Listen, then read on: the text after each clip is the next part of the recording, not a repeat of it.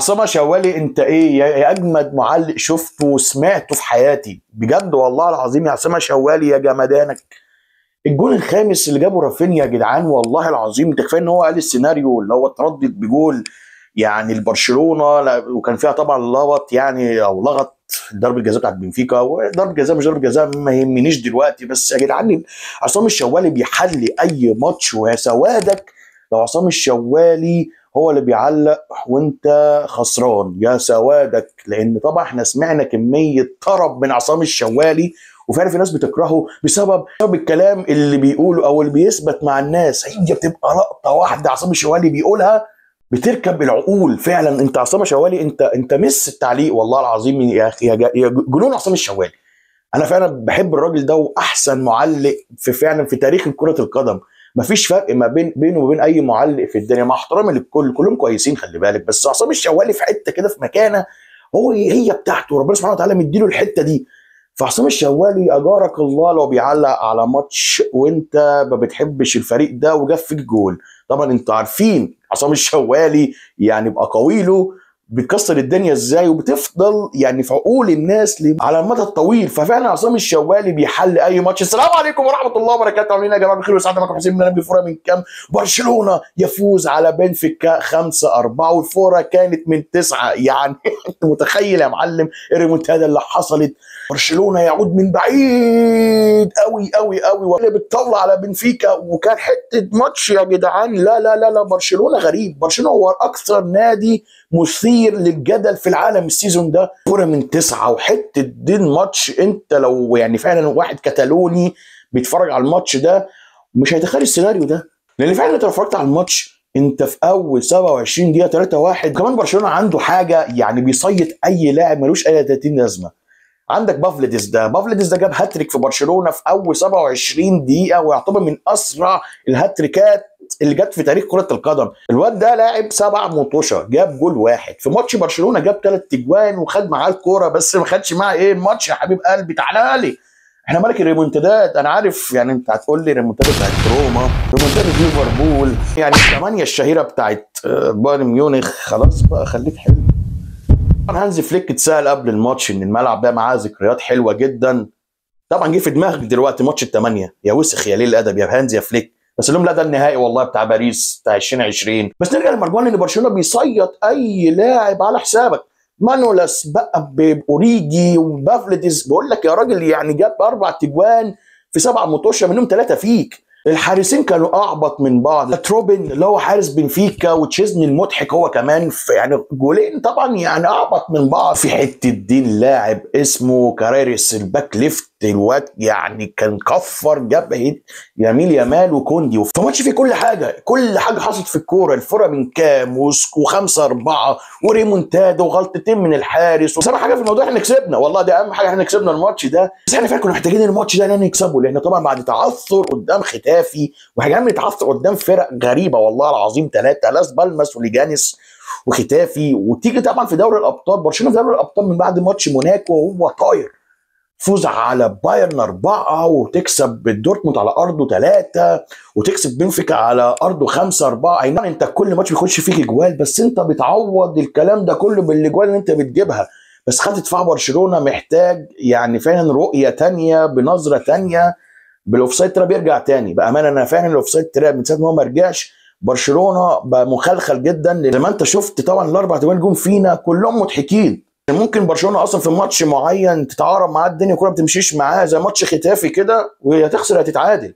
ففي مشكله في خط الدفاع، احنا محتاجين صفقات. طبعا يعني مش هنطلع نرجع بقى نقول بقى الصفقات اللي احنا عايزينها بلا بلا بلا بلا والكلام ده، لان انا كل ده قلته في الفيديوهات اللي قبل كده. بس برشلونه يقلب الطاوله بطريقه غير طبيعيه، لان الشوط الاولاني بقول لك انت في اول 27 دقيقه 3-1 واحنا كنا ماسكين الماتش. كاريرس الباك ليفت انا بالنسبه لي هو مان اوف ذا ماتش بالنسبه لبنفيكا. لقفل الجبهه بتاعت لامين يامال وقفل الجبهه على كوندي دفاعيا وهجوميا، فشخ كوندي. حتى الجون الاولاني اللي جه بافليديز الواد هو اللي عملها. الكره اللي بعديها اتقطع من لامين يامال اللي كان لا مؤاخذه في الكلمه يعني كان يعني بايه بيتمرقع، خلاه بيتمشى ان هو بيتمرقع. كان يجي الجون الثاني برضه من جبهه برضه بتاعت كوندي ولامين يامال. برشلونه كان داخل الماتش ده انا ما اعرفش ماله فيه ايه يعني. انت مضغوط قوي كده ليه؟ انت كده كده صاعد يا معلم، صاعد من اول 8.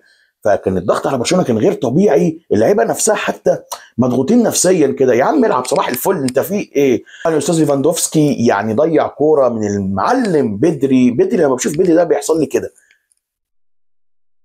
بدري ممتع للعين للناظرين، وهو حاليا هو اعلى فورمه في برشلونه، حتى لو كان رافينيا هو اللي خلص الماتش، واعلى من جافي وكاسادو. حتى في حوالي لاعبين في برشلونه لازم يرتاحوا، كاسادو وكوندي. لما ادى الكره ليفاندوفسكي شاطها بطريقه بعد الجول الاولاني بتاع بافلدز ده. يعني يا عم بتعمل ايه يا عم؟ انت بتعمل يا عم ليفاندوفسكي 103 جول في التشامبيونز ليج، بس انت بتضيع حوالي 180 كوره قدامها يا عم ليفاندوفسكي. يعني خنقتني يا عم. شويه كده يجي له ضربه جزاء من بالدي، يعني داس على رجله، يخش ليفاندوفسكي يجيب التعادل. قلنا حلوه قوي، يعني البدايه هتبقى جامده قوي.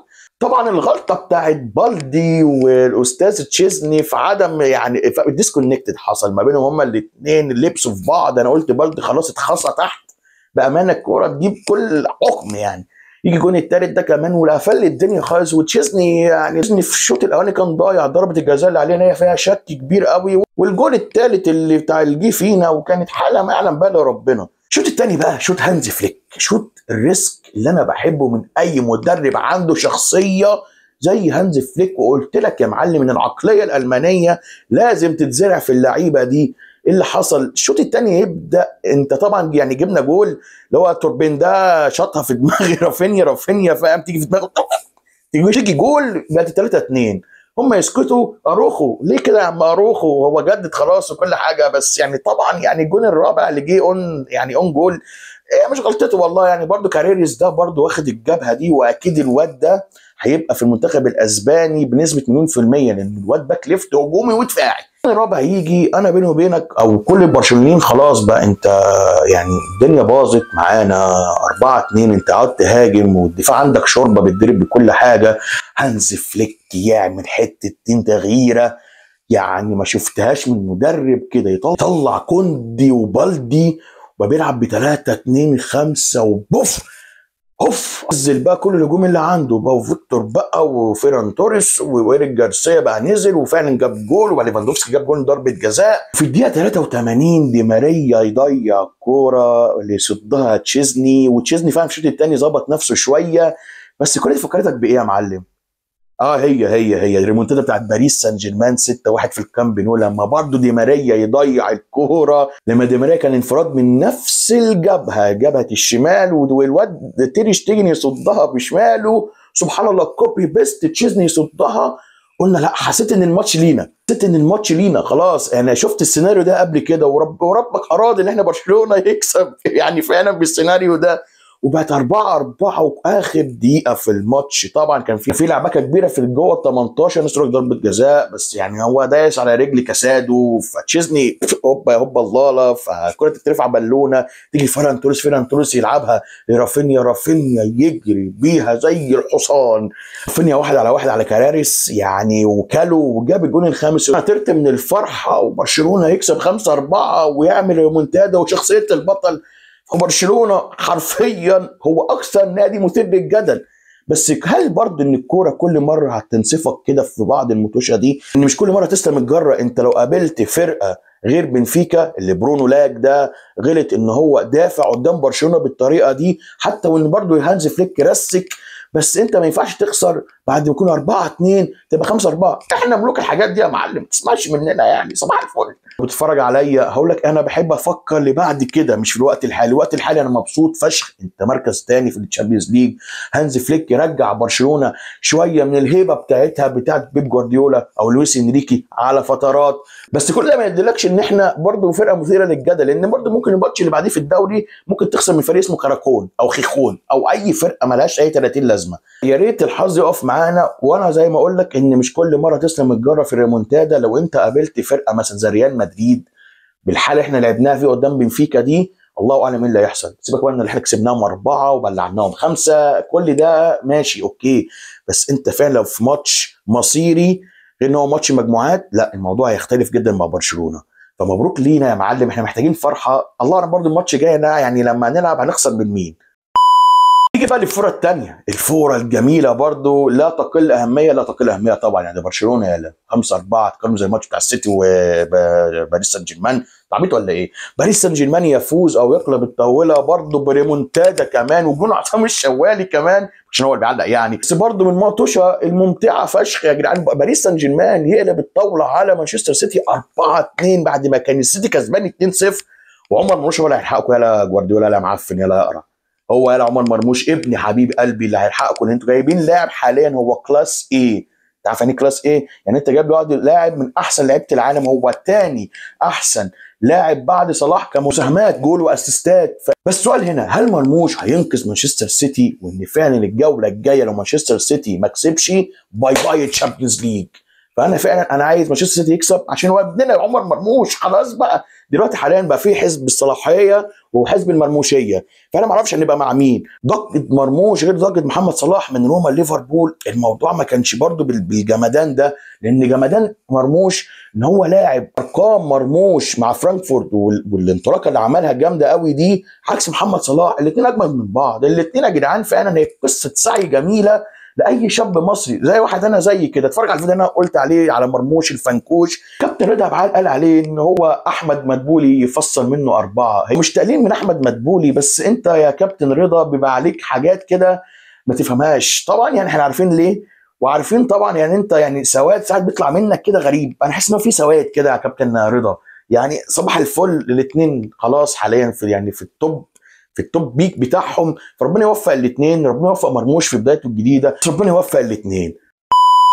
فنرجع للماتش، ان باريس سان جيرمان الشوط الاولاني هو زانق مانشستر سيتي بطريقه مش طبيعيه، وجفارديول يشيل كوره واشرف حكيمي يجيب جول اوف سايد، بس هم زانقين الفرقه. وفي لاعب يا جدعان اللي هو ليه كده يا روحو، ايوه هو باركولا يا جدعان، الجون بتاع عثمان ديمبلي اللي لم فيه ماتيوس نونيز ده، يا لهوي على الجمدان. هو فعلا هو مان اوف ذا ماتش، هو وجواو نيفيز ده كمان حته عيل 18 سنه وخد مان اوف ذا ماتش يعني.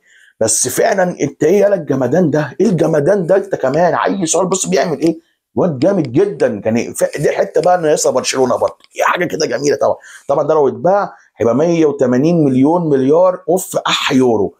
بعنوان باريس سان جيرمان زانق مانشستر سيتي وجوارديولا لا حول له ولا قوه. وفعلا ان مانشستر سيتي يعني خسر 3 مطوشه ورا بعض في الشامبيونز ليج، ده اول مره تحصل في تاريخه.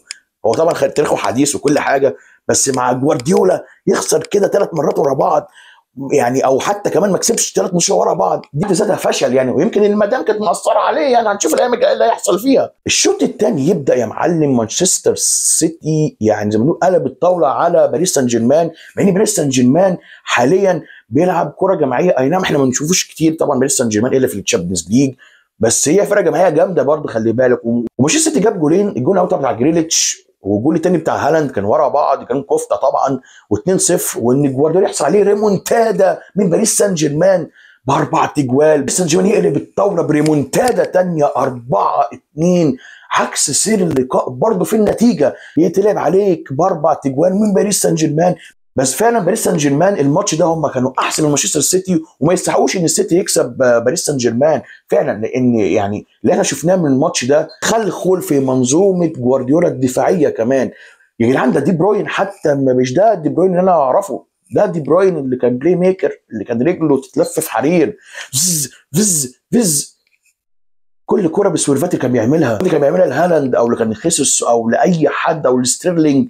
بشوفه كده وشه احمر في الدقيقه 25، وشه عامل زي البكابوزه كده، وشه احمر، بدني ضايع، اصابات ضيعته. طبعا مش ده دي بروين اللي انا اعرفه. حتى كمان يعني الوينجات اللي عندك سافينيو ماشي يعني لعيب كويس مبشر للخير، جريليتش اكيد طبعا ده اخر يعني ماتش ليه، مش اخر سيزون ليه، ده اخر ماتش ليه ما تشوفوش تاني.